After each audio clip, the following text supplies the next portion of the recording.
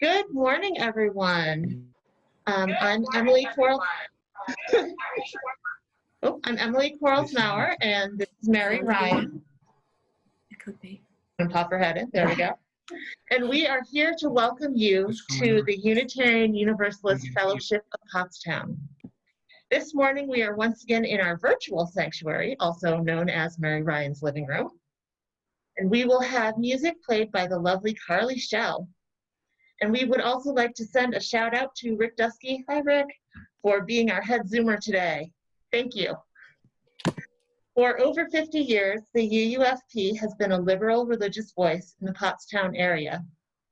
As UUs, we believe that reason and wonder can coexist, that we can honor the teachings of those who have gone before, even as we explore our way into the future, and that no one is outside the circle of justice and compassion.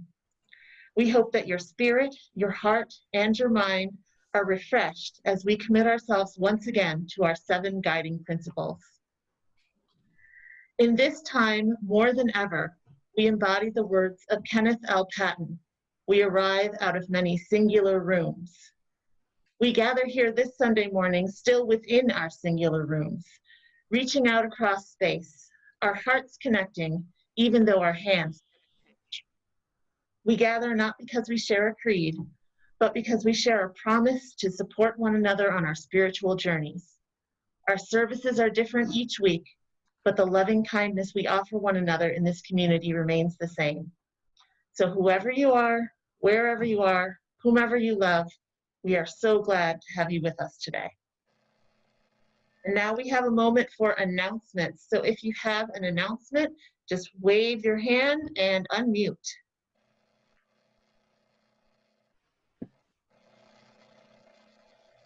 I was going to do an announcement with finances, but there's only a handful of us here, so I don't know if I could. Wow, was that me? I don't know who was echoing. Oh, it might have been me echoing here. It's us. I know. So, I mean, basically we're doing fine. People are pledging, and we could always use more because our pledges are down 10,000 from last year. And that's a major for us, but we're still treading water, I'll put it that way. But I'll save what I wanted to say for another time because I think that we all know where we are, you know, the group that's here. And I'd like to get the message out further, so I'll probably put it online or in the next Sojourner. That's all. Thank you.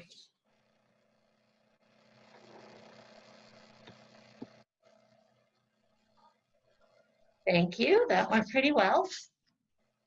So in this time when technology is so vital in providing us with connection, it's difficult to remember that it can also be a distraction. So I'd like to remind you to put your phone in worship mode unless you are using your phone to connect with us, in which case that's right out. So instead, just take a moment, take a breath, rest your eyes, and listen to the sound of the chime.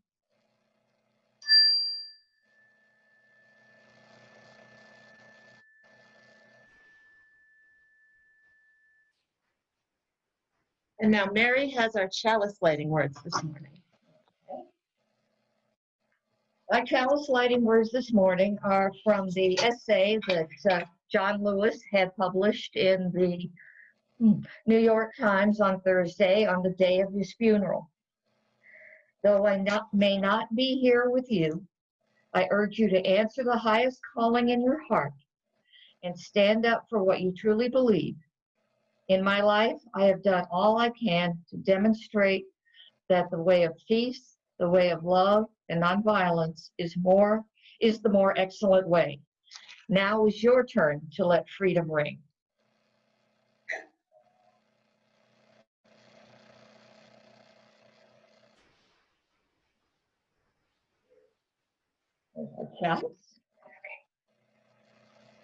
Now let's pause for a moment of reflection and listen to a musical offering from Carly.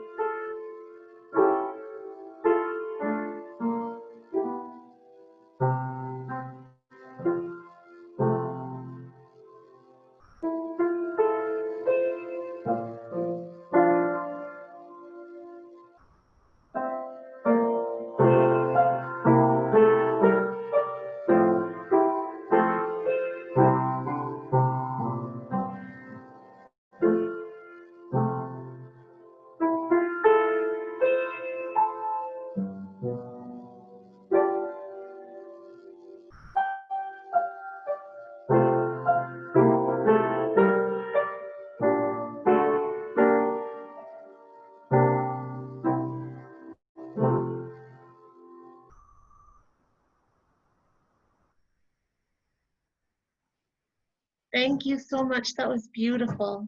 Thank you.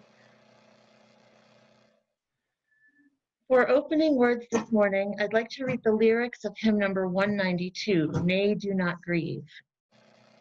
This isn't one that we actually sing all that often, but as I was reading through lyrics about change, this one came up. Nay, do not grieve, though life be full of sadness. Dawn will not veil its splendor for your grief, nor spring deny their bright appointed beauty to lotus blossom and ashoka leaf. Nay, do not pine, though life be marred with trouble. Time will not pause or tarry on its way. Today that seems so long, so strange, so bitter, will soon be some forgotten yesterday. Nay, do not weep. New hopes, new dreams, new faces, joy yet unspent of all the unborn years, will prove your heart a traitor to its sorrow and make your eyes unfaithful to their tears. Now Carly will play one verse of 192 so we can get an idea of what it sounds like.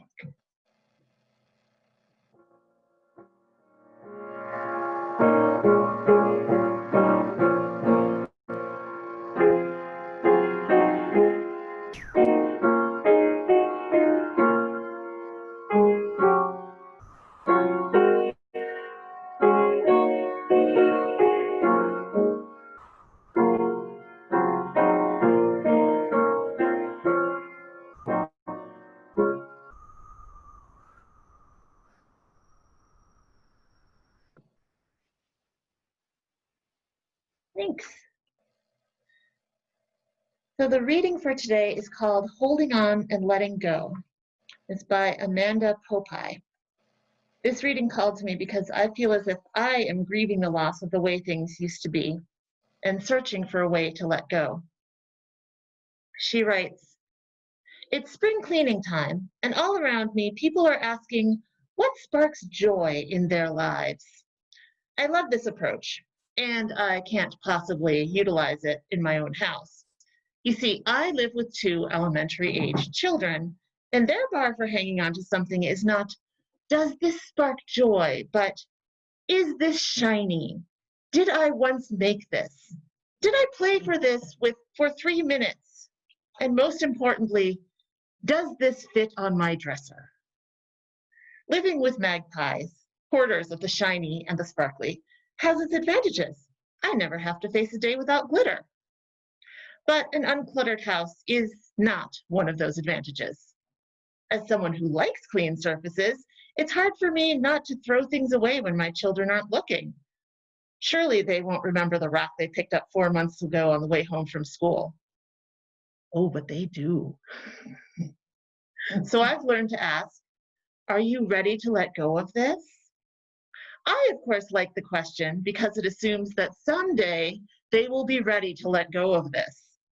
They like the question because it doesn't assume that day is right now. Isn't that always the way?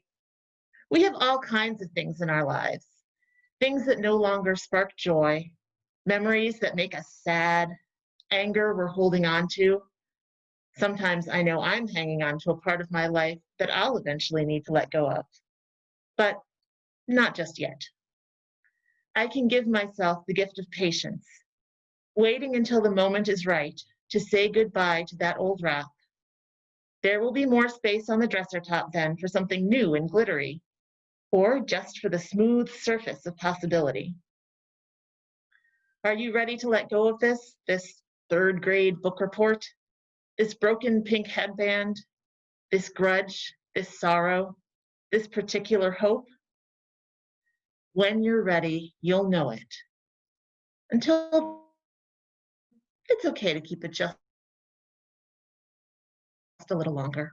I'd like to offer up a prayer. Spirit of life and love, spirit of holding on, spirit of letting go, help us to attune to what our lives whisper to us, both the sweet words of commitment and the sweet words of release. Help us to know whether it's a time to hold tightly or a time to let go. Help us to learn that in each moment there is beauty. May it be so.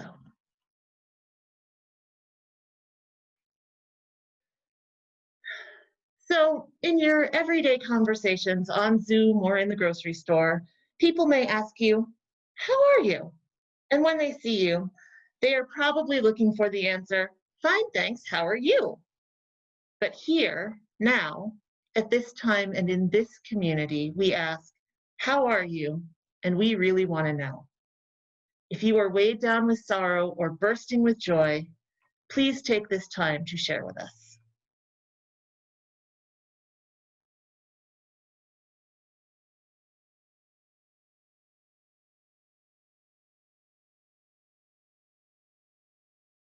There we go. I had a little trouble there. Sarah moved to Florida, I guess, July 16th, because that's where her second phase of her internship is. And she was from New Jersey in one of the moderate hotspots. So she went from one moderate hotspot to another moderate hotspot with people seemingly who don't care by wearing masks and all that, not wearing masks and stuff we've seen on TV. So it's a bit concerning, but we can only hope that she'll be okay. But she made it there through a lot of trial and error things, and we're eagerly waiting to hear from her. And on another count, our son from Minnesota is going to come in at the end of the week and stay for 3 weeks. So we're having some interesting times right now.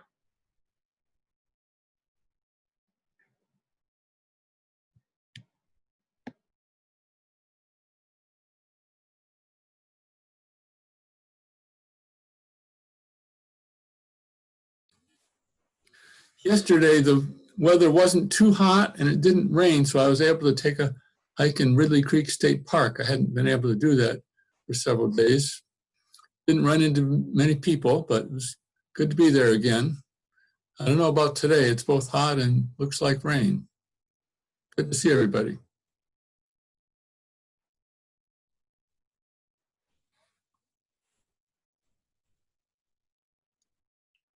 We had some fun yesterday. An Amazon delivery van decided to rip the front bumper off of Cassia's car.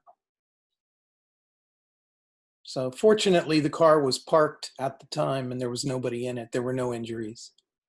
But the car is going to have to go in. Hopefully, hopefully the value of the car is enough that we'll be able to get it repaired as opposed to just having it totaled and towed away. So lots of fun.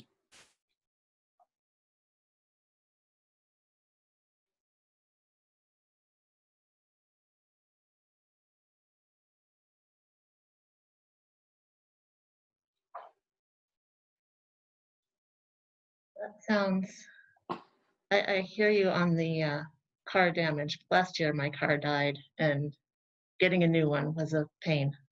But I like my new car, so I guess that's okay. Spirit of life and love, please be with us today as we celebrate with one another and comfort one another.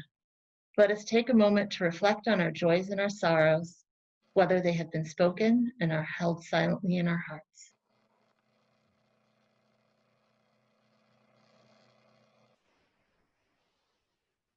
And now Carly will play for us hymn 123, Spirit of Life, which I'm looking forward to hearing because I haven't heard it in so long.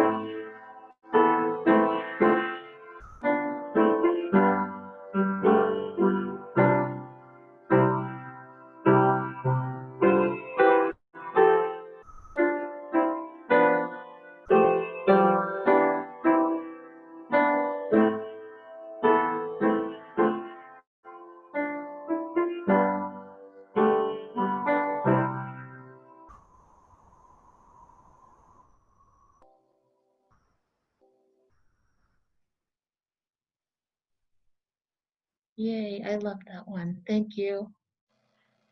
Now I will turn the service over to Mary.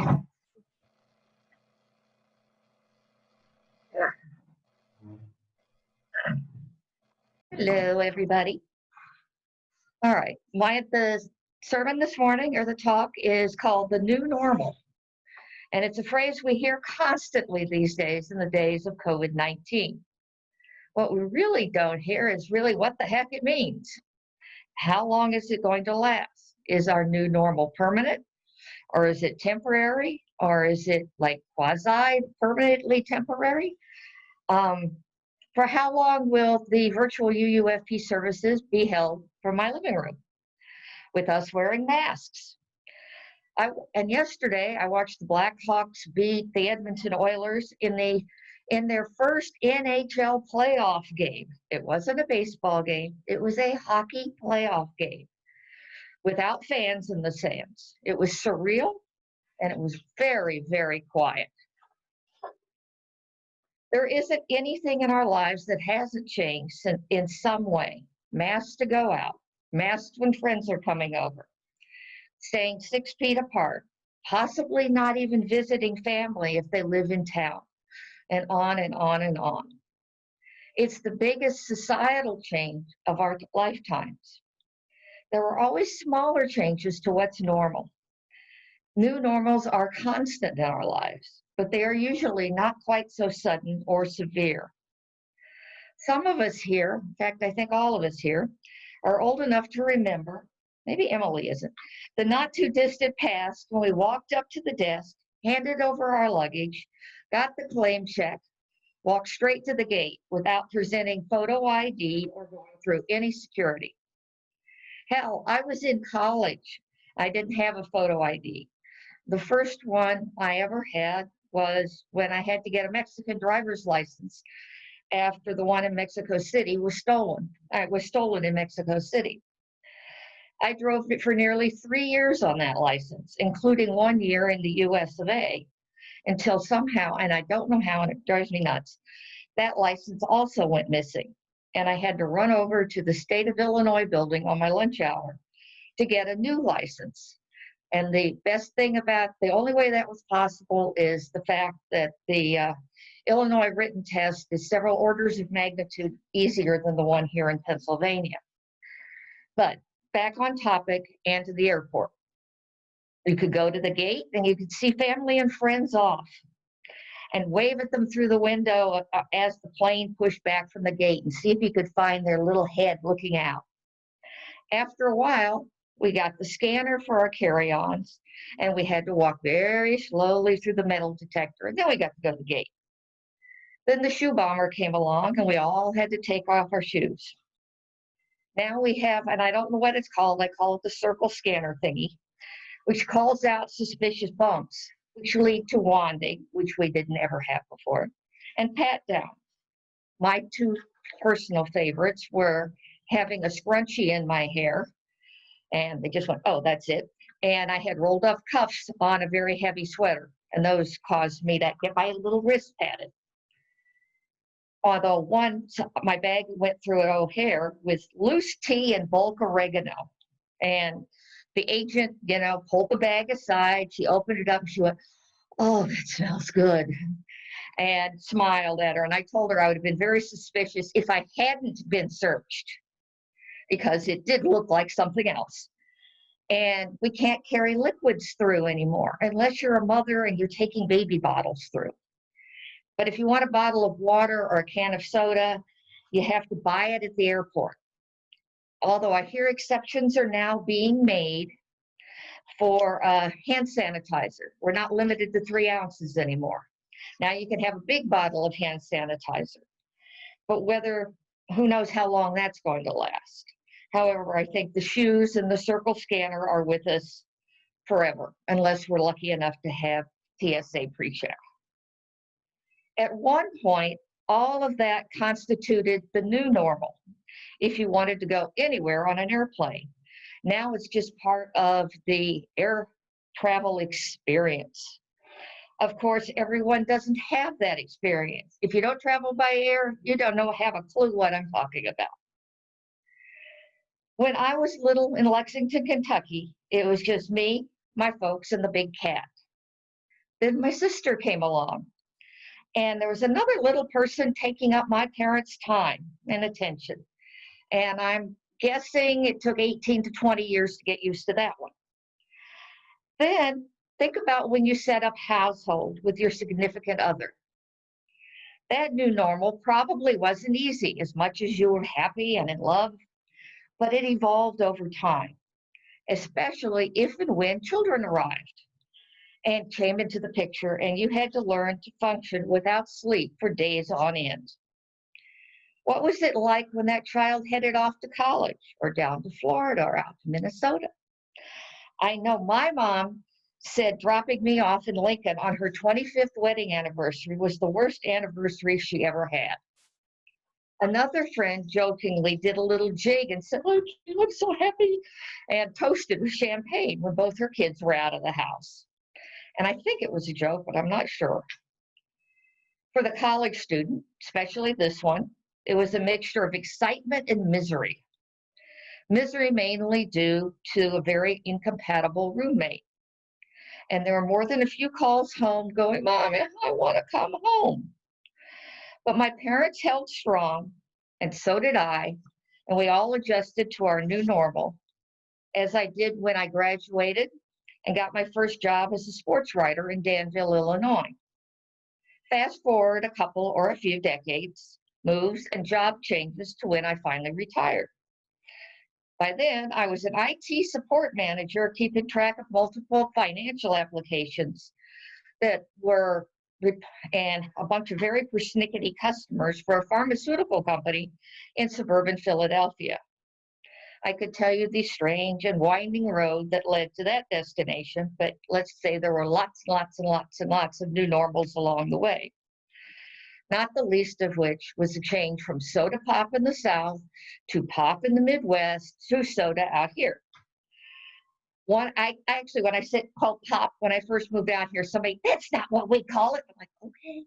Nobody yells at you in Chicago if you say soda. They don't care. Anyway, one of the biggest changes is also that I went from sleeping in every Sunday morning to organizing Sunday services and actually speaking at a Sunday service.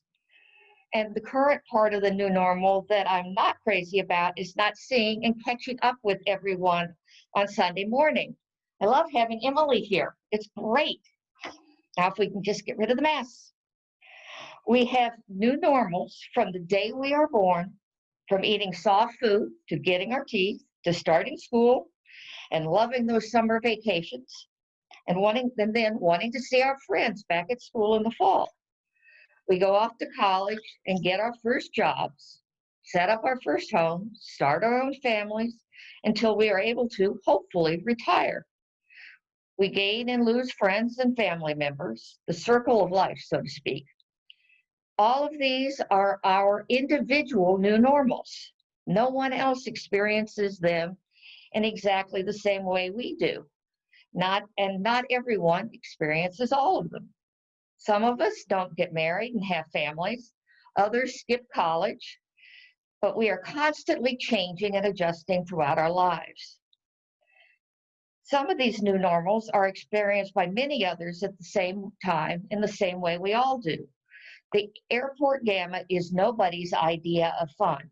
We all line up and go, oh, isn't this great? There's nobody standing in line going, oh, I love being in this line.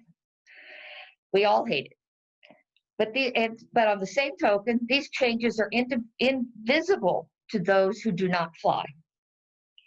COVID-19 is a different beast, and it is a beast.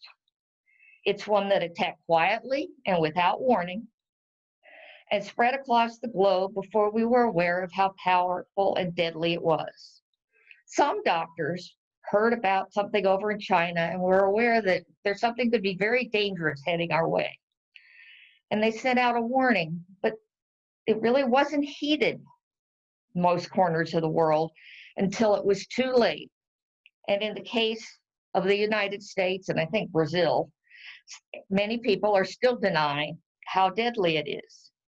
A smart person and a smart society heed warnings and listen to experts and prepares accordingly. Say you're out walking in the woods and you run into another walker who says there are signs of a bear up ahead. And instead of turning back or being extra alert, you keep on walking, wearing your headphones and paying no mind whatsoever to your surroundings. Then you see the animal up ahead and keep walking straight at it. Odds are it will not end well for you. When we were on a summer trip to Glacier National Park in the 70s, there were signs steer clear of wild animals, and especially the bears and the buffalo. When we were sitting down to breakfast one morning, reading the paper, there was a story about a man in there who had walked up to a sleeping buffalo and thought, oh, I'm going to take a picture. And with the click of the camera, the animal woke up, and you can guess what happened. He gored him and he killed him. This summer, I saw a story. I didn't see the whole thing, and I don't know why I didn't get to the end of it. There was something weird happened, where there was a woman who did the exact same thing 40 years later. And anyway, I would argue that anyone who walks up to a sleeping buffalo or a bear isn't fully putting your brain in gear, as I would argue that those who refuse to take their simple precautions, such as staying 6 feet apart and wearing a mask, aren't putting that brain in gear either. Because this pandemic could truly be life or death for some people, yours truly included. Wearing a mask and staying 6 feet apart are part of our larger societal contract with each other, the common good. You remember when we used to talk about the common good? We don't hear about it a lot now. Being selfish and refusing to wear a mask on some idea of freedom that I do not understand violates that social compact that we have with each other. And it also is delaying getting back to where everybody wants to be. I think that both mask wearing and being 6 feet apart are going to be with us for a little while, possibly long enough to go from the new normal to just the normal. Other than that, it's hard to figure out what it's going to be.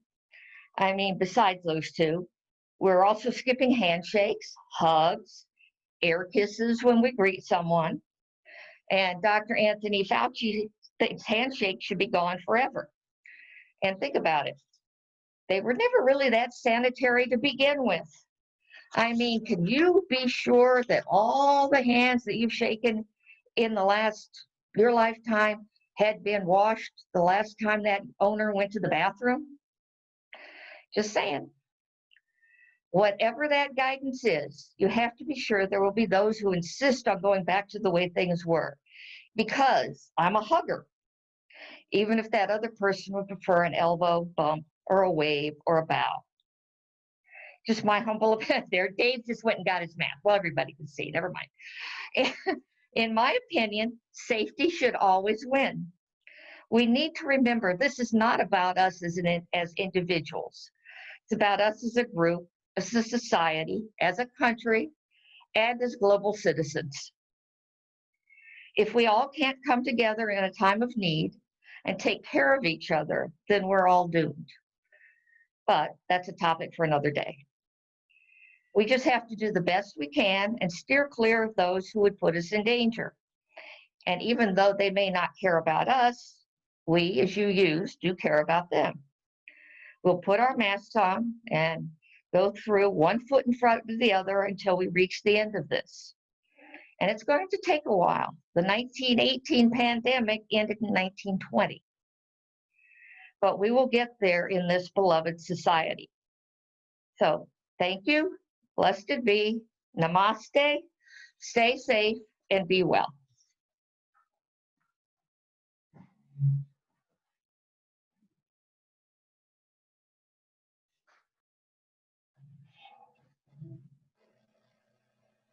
Our closing words this morning are from a special collection of readings for the COVID age. The words are by Margaret Weiss. She says, "The church has left the building. The church is not a place, it is a people. The church is not only a steeple above the tree line, streets, and cars. Rather, it's a people proclaiming to the world that we are here for the work of healing and of justice. The church is not walls built stone upon stone, held together by mortar, but rather person linked with person, linked with person, all ages and genders and abilities. A community built on the foundation of reason, faith, and love. The church is not just a set of doors open on Sunday morning, but the commitment day after day and moment after moment of our hearts, creaking open the doors of welcome to the possibility of new experience and radical welcome. The church is not simply a building, a steeple, a pew. The church is gathering together all the people and experiences and fear and love and hope in our resilient hearts. Gathering however we can to say to the world, welcome, come in, lay down your heartache, pick up some hope and love. The church is us, each and every one of us together, a beacon of hope to this world that so sorely needs it. Now Carly will play one more musical reflection before we extinguish our chalice.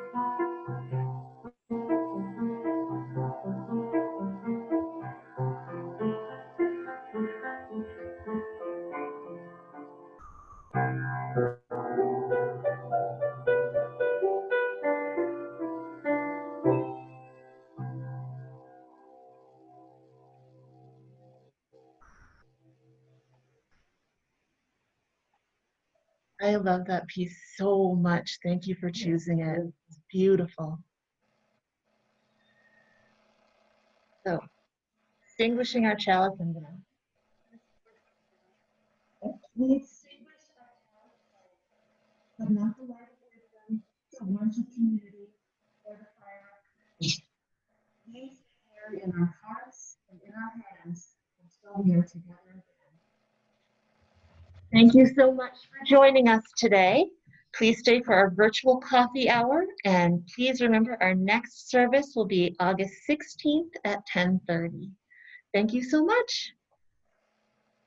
Bye.